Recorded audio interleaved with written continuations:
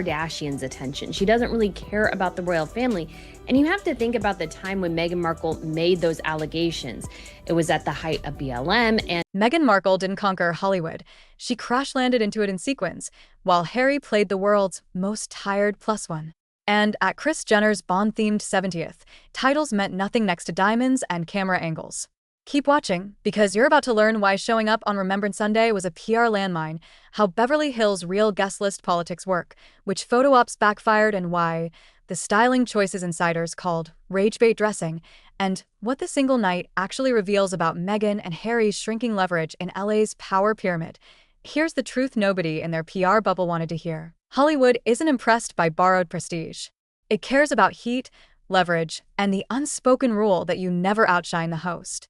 Kris Jenner's birthday isn't a party, it's a summit. If the royal family is an institution, the Kardashian-Jenner machine is a syndicate, strategic, polished, mercilessly curated. That room runs on whisper handshakes and camera discipline. You don't just arrive. You're permitted to be seen Beverly Hills late. A mansion so expensive it probably has its own climate. Bezos and Lauren Sanchez are hosting, and the guest list looks like an earnings call. Kim and Jawbreaker Diamonds, industry bosses who run studios with a text, Netflix darlings practicing their smiles in reflective glass. And then the doors open. Meghan and Harry, grins set to maximum flash. The timing? Brutal.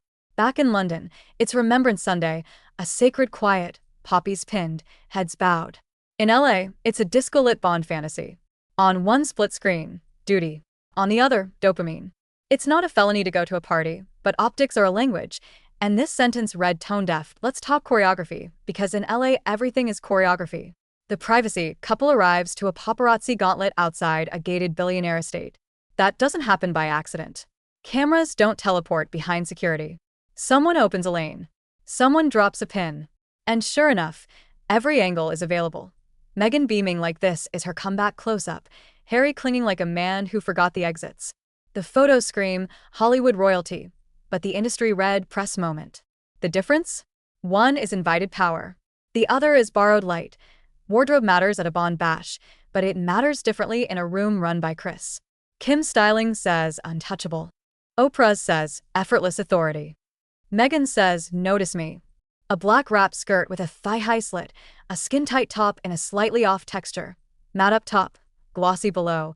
The fabric chemistry not quite aligned. From the knees up, Malibu glow.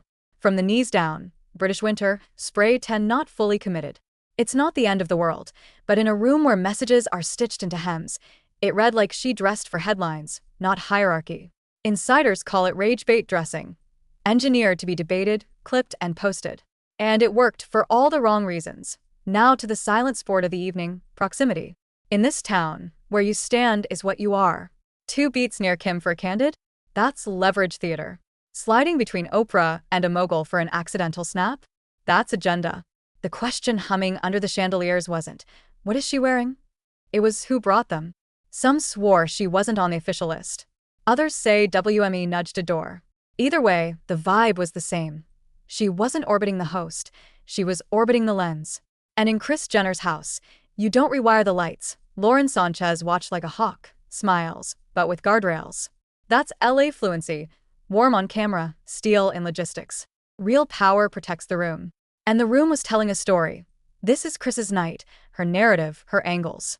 You can sparkle. You cannot hijack. Hollywood loves a spotlight, just not when you swivel it off the queen of the hive at her own coronation.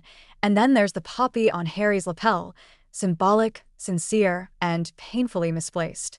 A poppy is solemn remembrance, not aesthetic garnish for a Bond dance floor. He looked like a man trying to split the difference between 2 lives. One built on service, the other on step-and-repeat survival. Harry used to command rooms. Now he's background noise for Meghan's next photo. That's not cruelty. That's the image the pictures wrote for him. Let's confront the core contradiction. The Sussex brand runs on saying no to spectacle while trafficking in it. Privacy, but with perfect lighting. Distance from the institution, but titles when convenient. Moral clarity, but Netflix contracts with camera-ready confessionals. Hollywood isn't morality police, it's consistency police. The town will forgive almost anything except messaging that collapses under its own ring light. Guest list politics, decoded. In LA, an invite is currency and placement is a credit score. There are rings around the sun. Host circle, family circle, power circle, allowed to be seen circle. If your first move inside that ecosystem is to manufacture a press moment at the gate, you've misread the poker table. The A-list doesn't chase. The A-list is chased. Meghan didn't look chased. She looked chasing, and that's why the whispers rolled in like fog. Was she invited or inserted? Did she enter the party or attempt to become the party? Insiders hate chaos. They buy control.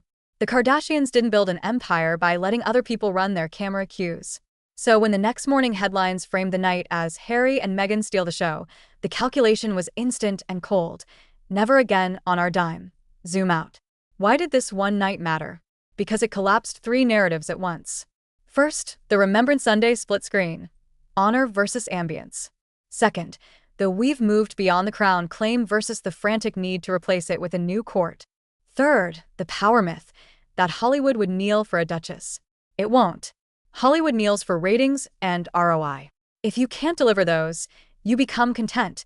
Not a kingmaker, just a clip. Harry, to his credit, looked like a man counting breaths. The photos read as a hostage letter in tuxedo form. He isn't villain or victim. He's miscast, an infantry soul trapped in a franchise rollout. The tragedy isn't that he left the palace. It's that he keeps ending up in rooms where the only rank that matters is relevance. Meghan's strategy is obvious and, in a vacuum, even logical. Replace entrenched royal prestige with American celebrity capital. Network across Kardashian corridors, Bezos banquets, media monarchies. But capital requires deposits. Deposits require value. Value requires patience, consistency, humility, and knowing when a spotlight isn't yours. She fast-tracked the optics and overdrew the account. The lesson from Kris Jenner's kingdom is simple. This city has rules. Don't upstage the architect at her own unveiling. Don't manufacture a paparazzi moment at a gated estate. Don't translate sacred symbolism into red carpet decoration. And above all, don't confuse access with acceptance. The first is easy to arrange. The second is earned slowly, then all at once, and usually never at someone else's party. So what actually changed after that night? Not the Kardashians. Not Kris. Not Hollywood. They go on scheduling power like flights. What changed was the Sussex exchange rate. The brand inflated on controversy, and confession found a new ceiling. The town clocked the pattern. Big entrance, louder flash, thin substance, tougher next invite. In an ecosystem that rewards quiet confidence, the volume knob stayed stuck on 11. Here's the paradox Meghan can't outrun. She wants to be both the star and the story editor. In LA, the only people who get to do that are the ones who already run the room. To get there, you don't storm the camera, you build the catalog. You don't cling to proximity, you own distribution. And you definitely don't try to crown yourself at the matriarch's birthday as, oh yes, the royal circus went Hollywood, but not the Champagne and Stratton kind. It went Bravo adjacent, sequins, spray tan gradients, and a desperate romance with the lens. The world saw a duchess auditioning for a court that doesn't seat on sympathy. It seats on sustained value. By sunrise, the verdict was quiet and final. Memorable entrance, forgettable leverage, and that's the tale, isn't it? A crown exchanged for a camera, tradition for trend, duty for dopamine. Meghan didn't get exiled from Hollywood. She got evaluated. Harry didn't become irrelevant. He became illustrative, proof that you can leave an institution without building a new one to stand on. The palace speaks in centuries. La speaks in quarters. Both remember, but only one forgives.